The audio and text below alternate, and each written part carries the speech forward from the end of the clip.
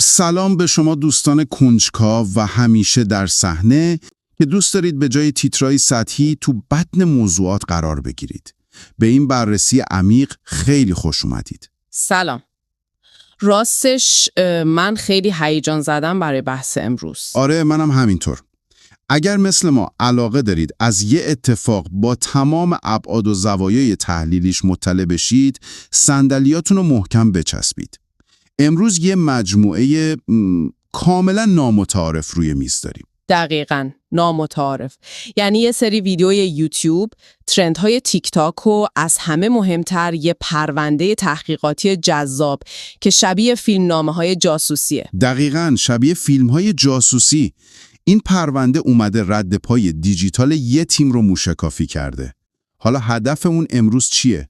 میخوایم یه سفر 15 ساله رو، یعنی از 2010 تا اوایل 2026 کالبد شکافی کنیم و ببینیم چطور یه دفتر خیلی کوچیک تو کابل، افغانستان، اونم وسط طوفان بحران‌ها تبدیل شده به یه غول تولید محتوا و دیجیتال مارکتینگ. آره، دفتری به اسم تیزهوشان دیجی پرو. خب بیایید این موضوع رو باز کنیم. راستش وقتی این پرونده رو میخوندم احساس میکردم دارم یه اکوسیستم پنهان رو کشف میکنم.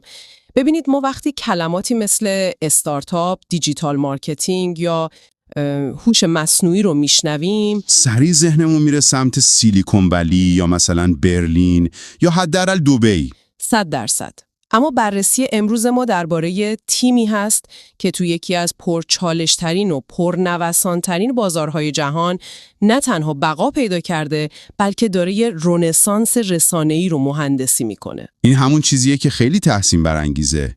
همه چیز از سال 2010 شروع میشه. توی یکی از ویدیوهای یوتیوبی پرحرارتی که برای سالگردشون منتشر شده، داستان خلق این مجموعه توسط سمیر رادنوش روایت میشه. با کلماتی که واقعا شبیه حماس است. آره، یه جملهش منو خیلی درگیر کرد. میگه از خاک برخاست.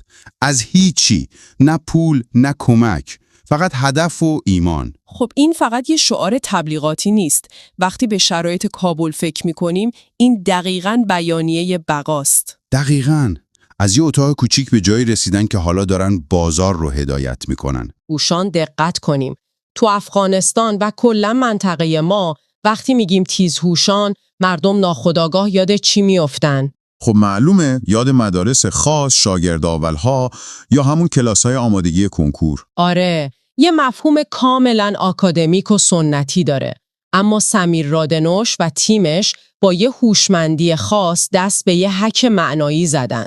هک معنایی که تعبیر جالبی. یعنی اومدن این کلمه آشنا رو گرفتن و با چسبوندن پسوند مدرن و غربی دیجیت پرو به اون، معناش رو از یه شاگرد درسخونه مدرسه‌ای به یه نخبه خلاق تو دنیای دیجیتال تغییر دادن. پس این فقط یه اسم نیست، یه تغییر مسیر استراتژیک بوده از همون روز اول. دقیقاً. اونا از روز اول سیگنال میدادن که ما قرار نیست فقط یه دفتر تایپ و تکثیر ساده باشیم.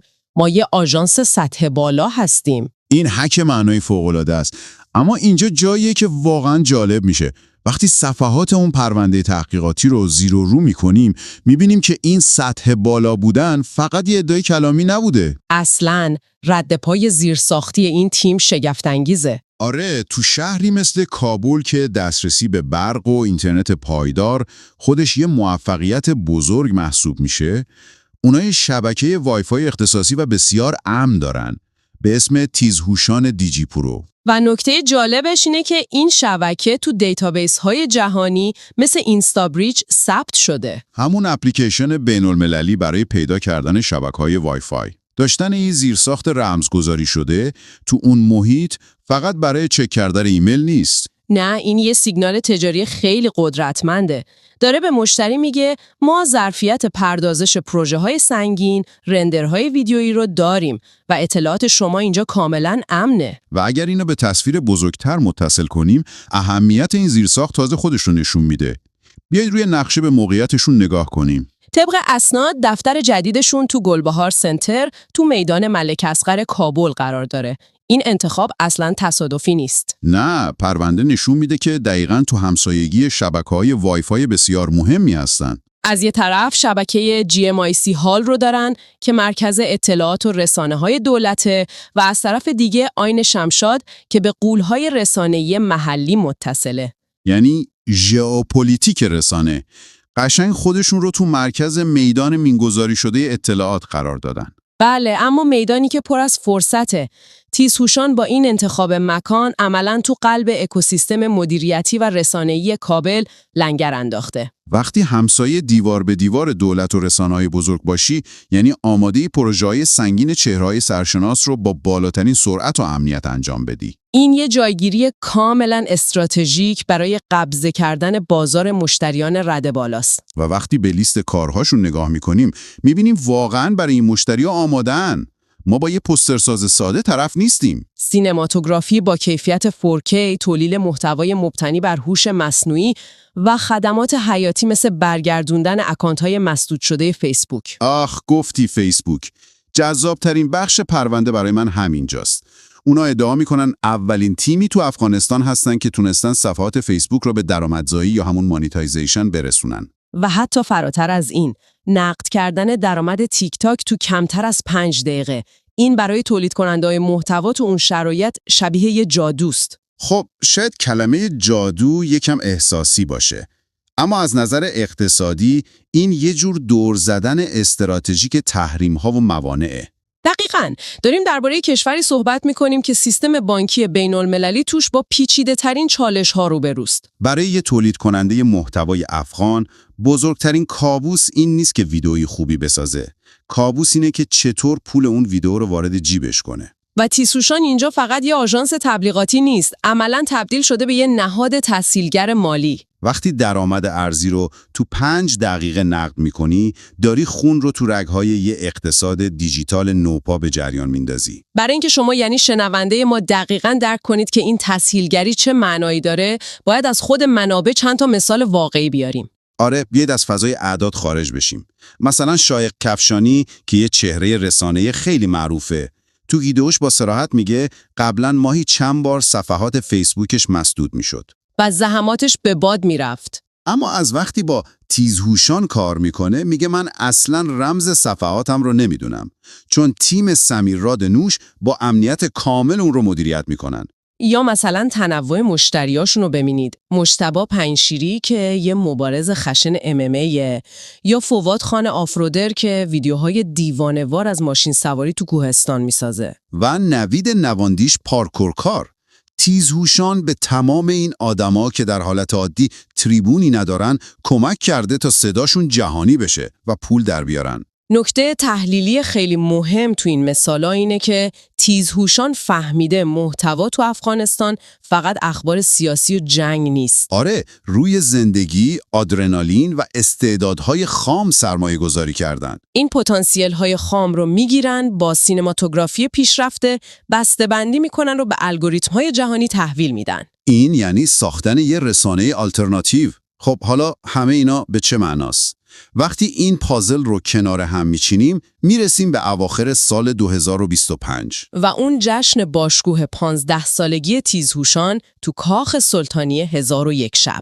فقط اسم مکان رو تصور کنید. فرش قرمز، حضور اینفلوئنسرهای کلیدی کابل و یه اتفاق خیلی جالب روی صحنه. مالک هتل حاجی صاحب میرویست میره روی صحنه و به افتخار تیزهوشان به تمام مهمانان یه تخفیف 40% میده. این رویداد همراه با افتتاح دفتر جدید و بزرگترشون تو اوایل 2026 دیگه نشونه تلاش برای زنده موندن نیست. نه، این تاجگذاری برای رهبری بازاره و این گذار از بقا به سلطه بازار یه پیام پنهان داره. چه پیامی؟ وقتی یه تاجر سنتی محلی مثل مالک یه هتل مجلل چنین اعتباری رو برای یه آژانس دیجیتال خرج میکنه، یعنی بازار سنتی این اقتصاد دیجیتال جدید رو به رسمیت شناخته. خیلی نکته درستی بود. تیزهوشان تونسته مرز بی‌اعتمادی بین بازار سنتی کابل و دنیای مدرن تکنولوژی رو بشکنه. و درست تو همین مراسمه که با بعد انسانی این پرونده روبرو میشیم. آره، وقتی سمیر رادنوش روی صحنه است،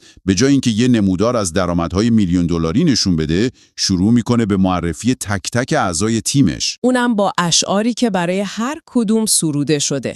این نشون میده این تیم مثل یه ماشین بی احساس کار نمیکنه. از فردین نام میبره که مغز خلاق تیمه.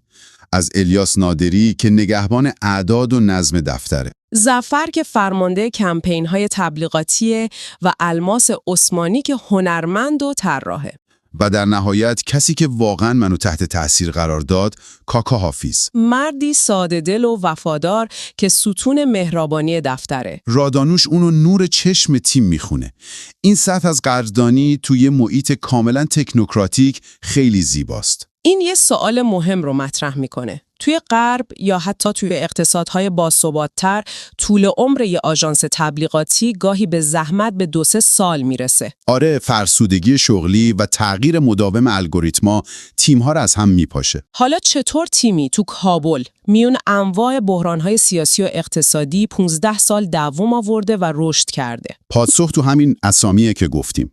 تو محیطی که نمیتونی با سهام و پاداشهای نجومی کارمندات رو حفظ کنی، باید یه اکوسیستم حمایتی بسازی. تیزهوشان استراتژی بقای فوق‌العاده‌ای پیاده کرده، تبدیل شدن به یه خانواده. این پیوند عاطفی مانع از فروپاشی سیستم میشه. دقیقاً. وقتی بیرون درهای دفتر همه چیز غیرقابل پیشبینیه، اون چیزی که تو رو هر روز به محل کار میکشونه همون ایمان مشترکه. ترکیب این دانش فنی مدرن با این بافتار عمیقاً فرهنگی تیزهوشان رو به یه الگوی بی‌رقیب تبدیل کرده. اگه بخوایم هسته اصلی بحث امروزمون رو جمع‌بندی کنیم، می‌بینیم تیزهوشان ثابت کرد برای موفقیت تو دیجیتال مارکتینگ امروز لازم نیست یه کپی رنگ و پریده از شرکت‌های غربی باشی. شما میتونی سیستم مانیتایزیشن جهانی رو هک کنی، با کیفیت 4K محتوا بسازی، اما جلساتت رو با شعر فارسی شروع کنی. و به بزرگترای تیم با احترام سنتی نگاه کنی. این بومیسازی تکنولوژی یعنی درک درست بازار. خب، حالا شما که شنونده این بحث هستید، شاید با خودتون بگید من که تو کابل زندگی نمی کنم و آژانس تبلیغاتی هم ندارم، چرا این داستان باید برای من مهم باشه؟ پاسخ اینه که این داستان تمام بهانه‌های ما رو خط میزنه. دقیقاً. این پرونده به ما نشون میده که نوآوری و خلق ارزش فقط تو انحصار مناطق امن و پرامکانات جهان نیست. این نوآوری شبیه آبیه که تو سخت‌ترین صخره‌ها هم مسیر خودش رو پیدا میکنه. و حتی راه رو برای دیگران مثل اون ورزشکار یا هنرمند محلی باز میکنه. فراتر از اون، این داستان قدرت واقعی اینترنت بدون مرز رو به ما یادآوری میکنه. ابزاری که اگه با استراتژی درست ترکیب بشه، محدودیت‌های جغرافیایی رو بی اثر میکنه. و با همین ایده میخوام شما رو با یه فکر نهایی و تأمل برانگیز تنها بذارم. ما هر روز از خواب بیدار میشیم، اینترنت پرسرعت داریم، نگران قطع شدن برق نیستیم و به راحتی به ابزارهای دیجیتال دسترسی داریم و همه اینا رو خیلی بدیهی میدونیم. اما وقتی تیمی تو کابل میتونه با وجود موانعی که شاید ما حتی تصورش رو هم نکنیم، یه امپراتوری محتوایی بسازه، یه سوال بزرگ تو ذهن جرقه میزنه. در همین لحظه چه رنسانس‌های دیجیتال و پنهان دیگری تو گوشه و کنار جهان در حال وقوعه که ما از اونا بیخبریم.